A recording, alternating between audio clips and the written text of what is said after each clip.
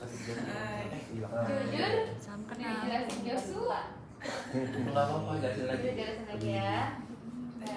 Selamat pagi dokter, selamat pagi semuanya. Perkenalkan saya Kania Seri Panjindra, biasa dipanggil Asta dari NMP 044. Di sini saya akan menjelaskan tentang fisiologi dari regulasi pH darah. Jadi kadar normal pH darah itu 7,35 sampai 7,45. Jadi kalau misalnya dia di bawah 7,35 nanti bakal banyak mekanisme untuk menyeimbangkan lagi si pH-nya itu sampai ke 7,35 sampai 7,45. Nah, jadi kalau kita itu kan kita metabolisme normal ya. Kalau setiap hari kita pasti metabolisme seluler. Nah, ini tuh dia bakalan memproduksi dan juga mengekskresi karbon dioksida ke dalam darah. Nah, di darah rumus yang sering kali kita lihat belakangan ini ya, yang karbon dioksida ditambah H2O nanti dia bakal jadi H2CO3 itu asam karbonat ya. Jangan seimbang, jadi dia si karbonik sama aja. Karbonik Inggrisnya karbonik acid. sama guys. Baik, nanti diubah lagi jadi H+ dan juga HCO3 min. Nah, jadi ketentuannya kalau misalnya kayak tadi yang Joshua bilang ini, dia itu HCO2 sama si H+ ini dan juga HCO3 min ini dia equilibrium. Gitu. Pokoknya jadi kalau misalnya HCO3-nya naik, si H+ dan juga HCO3 min ini juga naik gitu. Kalau misalnya CO2-nya turun, yang dua ini juga dia pasti turun. Jadi kesimpulannya kalau misalnya banyak CO2 di darah ya pasti H+-nya juga dalam darah naik dong. Kalau misalnya H+-nya dalam darah naik, jadi lebih asam kan. Kalau misalnya asam berarti pH-nya turun. Nah, si homeostasis. Nah, kalau misalnya tadi kan kita metabolisme normal itu ngasilin banyak CO2. Jadi pasti si darah ini tuh dia banyak H+-nya nih. Jadi lebih asam. Nah, caranya gimana biar dia tetap dalam kadar normalnya? Nah, kita ngelakuin kayak homeostasis. Jadi menyeimbangkan lagi gimana caranya dia nyampe ke pH yang normal. Nah, dengan dua mekanisme, sebenarnya 3 mekanisme. Ini ada yang pulmonary mechanism, renal mechanism, sama sistem buffer tadi. Tapi yang sistem buffer kan nanti sama Bayu ya, sama Farah. Kemudian nih kita masuk dulu ke yang pulmonary mechanism atau dari paru-paru ya. Jadi kita tadi yang Joshua udah jelasin juga dari pernapasan. Nah, pulmonary mechanism ini, jadi ketika pH kita menurun, nanti tuh bakalan ada descent kayak dirasain terasa nyampe ke chemoreseptor ya. Itu di atrial atau di arteri itu ada reseptornya. Nah, nanti itu akan membuat kita tuh nafasnya tuh lebih cepat untuk membuang si CO2-nya. Jadi kayak gitu keluar biar si pH-nya ini naik lagi. Nah, kalau misalnya CO2-nya banyak terbuang ya H+-nya juga turun. Kan tadi CO2 turun, H+-nya juga turun ya. Jadi pH darahnya naik gitu. Oke. Nanti gak nyampe sini. Nanti kan lanjut. Nah, notes-nya ini katanya kalau yang saya baca itu pulmonary mechanism ini tuh dia tuh cepat atau terjadinya tuh menit sampai jam. Tadi udah jelasin juga kan sama Joshua, ada yang 2 itu ada yang menit dan juga ada yang jam. Yang hipotalamus ya kalau nggak salah. Hipotalamus menit kalau pembuluh darah kan. Iya gitu. Nah, sekarang kita ke mekanisme yang kedua yaitu renal mechanism. Nah, tadi juga udah jelasin sebenarnya lengkap banget sama Joshua. Kalau aku ini simpelnya aja ya yang bisa aku tangkap. Nah, jadi kan kalian tahu kan kalau misalnya fungsi ginjal yang pertama itu ada filtrasi, ya kan? Nah, si HCO3 mini filtrasi itu dari mana sih? Dari plasma kan, dari darah itu kan, yang lipid, terus habis itu ada elektrolit. Nah, sekalian nih ada juga si HCO3 min dia ikutan di filtrasi. Nah, gimana sih dia di filtrasinya tuh gimana gitu? Nah, jadi nanti HCO3 min ini dia bakalan jelasin dulu yang pertama pikir dulu deh guys. Nih yang ini tuh darah ya. Jadi ketika si pembuluh darah ketika si darah kita pH-nya di bawah 7,35 itu tuh kan bakal menghasilkan mekanisme renal tadi. Nah, gimana caranya? Jadi di si ini apa namanya? Tubulus contractus proximal. Di tubulus proximal ini tuh ada sel. Nah, si sel ini tuh ngasilin glutamin tadi yang aku bilang. Nah, glutamin ini nanti bakal terjadi deaminasi dan juga oksidasi. Nanti dia tuh bakal menghasilkan 2HCO3 min. Dan juga dia tuh bisa dapat tambahan asam, jadi tambah H+. Dia bakal ngasilin sebenarnya awalnya dia ngasilnya NH3+, terus tambah H+, jadi dia ngasilnya 2 NH4+. Nah, bedanya kalau yang si 2 HCO3- ini karena dia kan tadi pH-nya nih sinyalnya turun kan, banyak asam di darahnya, jadinya dia dimasukin ke dalam darah lewat apa? Lewat pompanya itu lewat Cl- tadi itu yang dibilang sama Joshua. Jadi dia gantian dia, yang ini keluar, yang ini masuk. Nah, kalau si NH4+-nya dikemanain? Dia dimasukin ke si tubulus proksimal. Dia pakai ATP, tahu kan guys? Tahu. Yang ATP yang tinggi itu.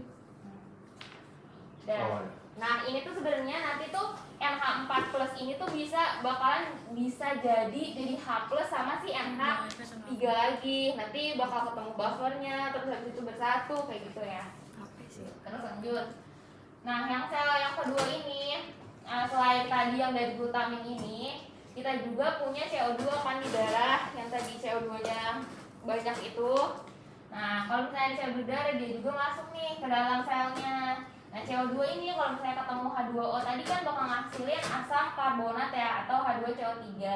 Nah H2CO3 ini karena dia tadi tuh nggak stabil, jadinya dia tuh dikonversikan jadi HCO3- dan juga H+ sama enzim, namanya enzim karbonik anhidrase atau enzim Ca lah kita sebutnya. Nah nanti kalau misalnya udah jadi HCO3- sama H+, si HCO3- itu karena tadi kan sinyalnya pH-nya turun nih, harus mau naikin pH dong, pH darahnya masukin lagi biar si darahnya ini pH-nya tuh naik.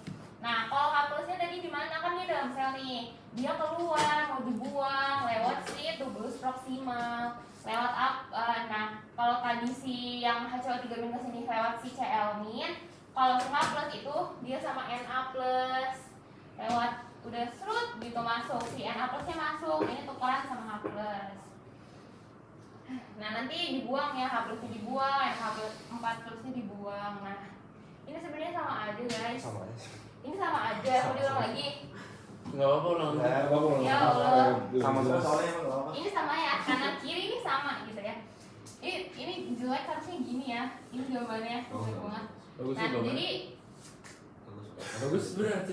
Jadi CO2 ini dari dalam darah, CO2-nya nanti masuk ke dalam sel, ketemu sama H2O. Ketemu sama H2O jadi H2CO3. Nah H2CO3 ini asam karbonat dikonversi jadi H+ sama HCO3-. Kenapa? Karena dia nggak stabil. Betul. Jangan jawab. Kan kamu udah bisa tadi. Nah, tadi yang H2CO3 itu dia ini tuh sama enzimnya namanya apa? Ayo, Ca apa? Carbonic Carbonic anhydrase. Carbonic anhydrase. Iya betul, anhidrase ya. Carbonic anhidrase enzimnya. Nah, nanti ini kan kita udah dapet hasil nih guys. Ada H+ dan juga HCO3-. Nah, karena tadi di darah sinyalnya apa? pH-nya turun kan? Harus dinaikin. Jadi HCO3- ini yang sini yang ke darah. Nah, si H+-nya ini kalau misalnya dimasukin ke darah lagi ya turun lagi dong. Kan dia asam kuat, makanya dia dibuang ke bagian nanti terus ya ke bawah kalau mau kayak gitu. Nah, dia dibuang nih ke si tubulus proksimal.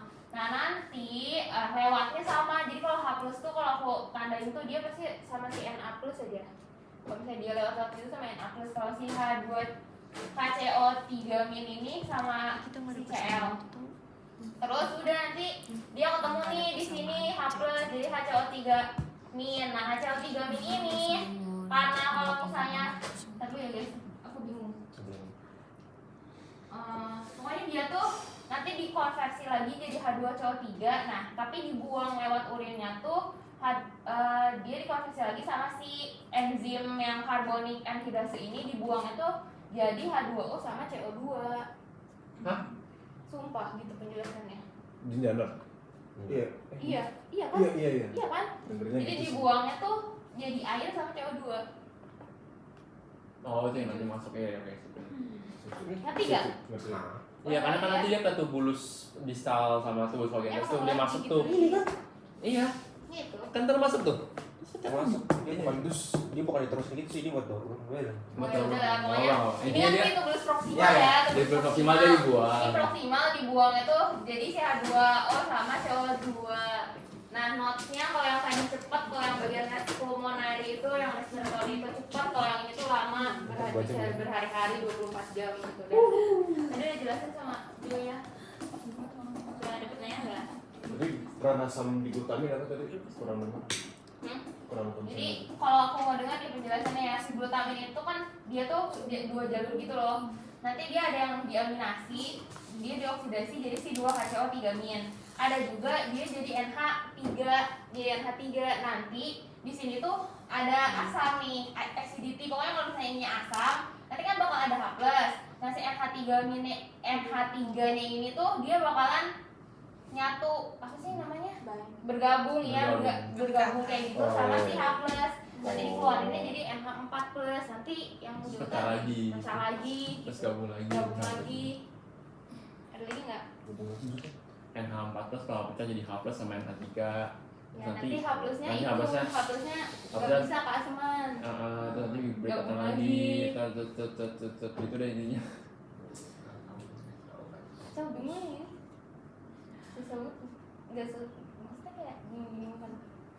Jadi tadi yang CO2 plus H2O tadi itu Ya Allah. didaur ulang Proksimal. lagi ke distal berarti. Tubulus Kan proksimal. kan distal, Itu distal. Terus masuk lagi ke sana. masuk yang CO2 sama 2-nya masuk ke dalam nih yang punya Bayu nih.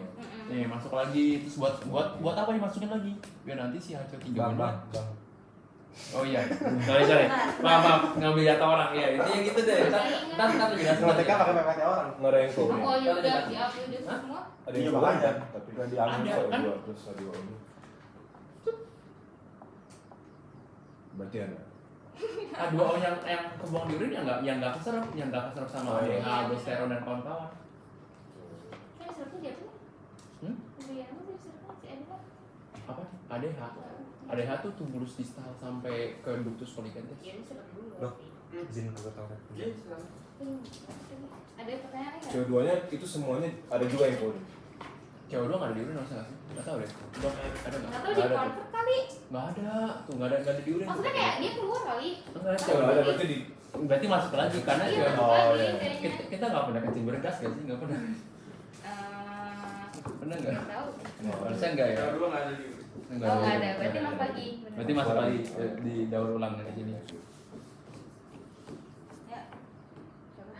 Oke. Ya ya. Udah di stop.